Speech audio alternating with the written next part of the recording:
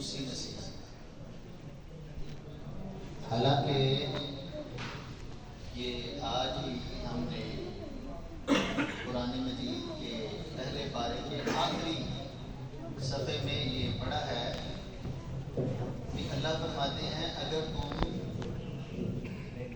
صحابہ کی طرح ایمان لاؤ گے نا تو پھر بڑے ہدایت یافتہ. لیکن صحابہ کو نصیحت اللہ کے نبی صلی اللہ علیہ وسلم سے کرتے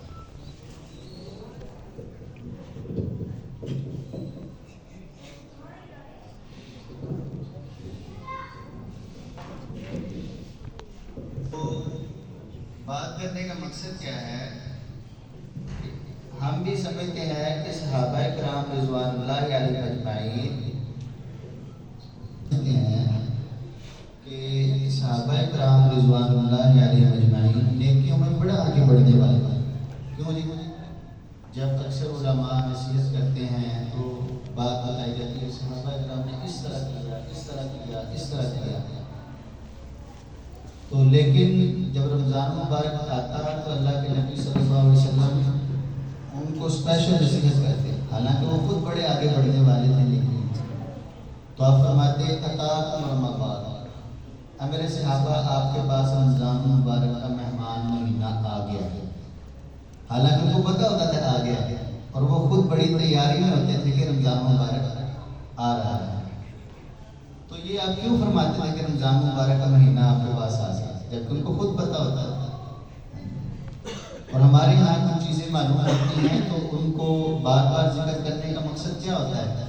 تاکہ ذہن میں زیادہ رہے، انسان کے اندر زیادہ جذبہ پیدا ہو. تو آپ فرماتے ہیں اتاکم رمضان شہر مبارک، یہ مبارک مہینہ ہے. سارے صحابہ ہمیں بھی پتہ ہے یہ مبارک مہینہ ہے، لیکن پھر فرمایا جاتا ہے یہ مبارک مہینہ ہے، اس کی برکتوں کو لوٹنا ہے، اپنے آپ کو تیار کرنا ہے، اپنے ذہن میں یہ بات رکھنا ہے، بار بار اس کو ذہن میں رکھنا ہے، ریپیٹ کرنا ہے کہ اس کی برکتوں کو ہم نے لوٹنا ہے. تو اللہ تعالیٰ کی رحمتوں کے ٹھاٹھے مارتے ہوئے سمندر کو ہم نے جو ہے اس میں سے ہم نے اپنا بھرپور حصہ لینا ہے. تو پھر فرماتے ہیں رسول اللہ صلی اللہ علیہ وسلم فرض اللہ علیکم صیامہ، اللہ نے اس کے روزے تم پر فرض کیے. تو صحابہ کرام کو پتہ تھا کہ روزے فرض ہیں. تو جب حدیث مبارکہ شروع ہوتی ہے نا تو اس میں ہے اذا دخل رمضان، تو جب اذا آتا ہے اس کا مطلب جب بھی رمضان مبارک آتا تو اللہ کے نبی صلی اللہ علیہ وسلم یہی نصیحت فرماتا. ایک لمبی حدیث مبارکہ. تو اس حوالے سے جو نصیحت میں اپنی ذات کو کرنا چاہتا ہوں ان میں سے چند ایک آپ کے سامنے ذکر کر رہا ہوں کہ اللہ کے نبی صلی اللہ علیہ وسلم روزوں کے حوالے سے اور روزوں کے رمضان مبارک کے اندر جو ہے اس کی برکتوں کو سمیٹنے کے حوالے سے بہت زیادہ اپنے صحابہ کو تاکید کرتے تھے. اور آپ کو پتہ ہے کہ روزے رکھنے کا اجر و ثواب کیا ہے؟ پتہ ہے کہ نہیں پتہ؟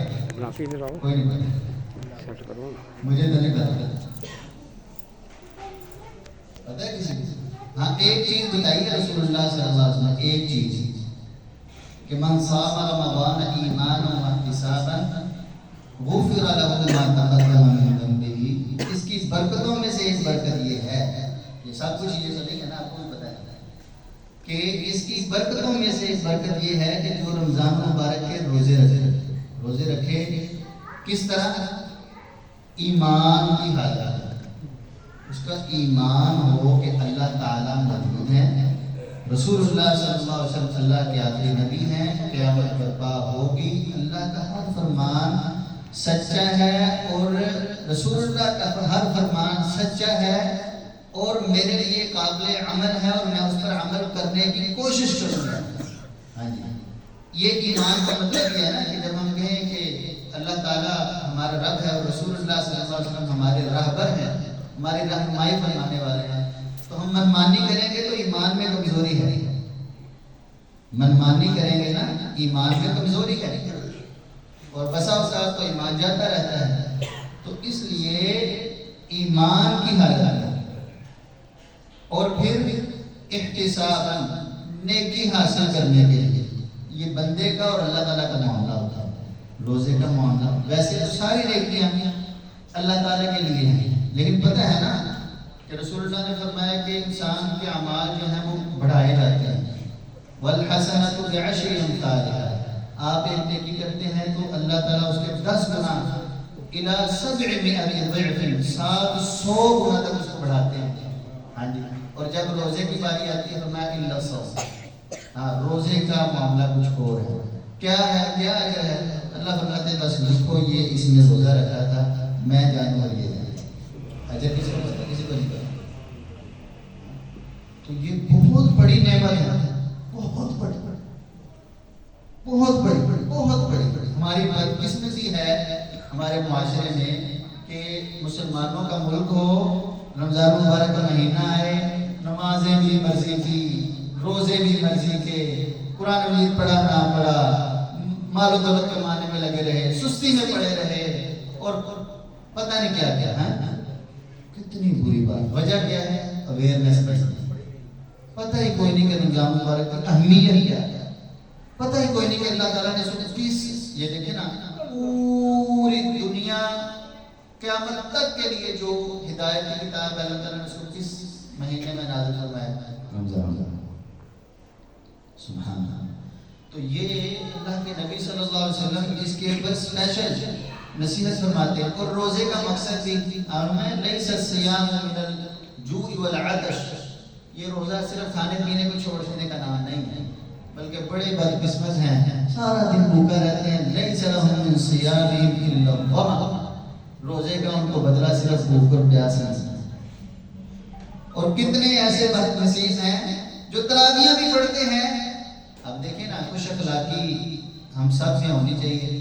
تو ہم میں کہ کتنے ہیں جو تراویح بھی پڑھتے ہیں تو جاگنے کے علاوہ ان کو یہ اجر نہیں ملتا.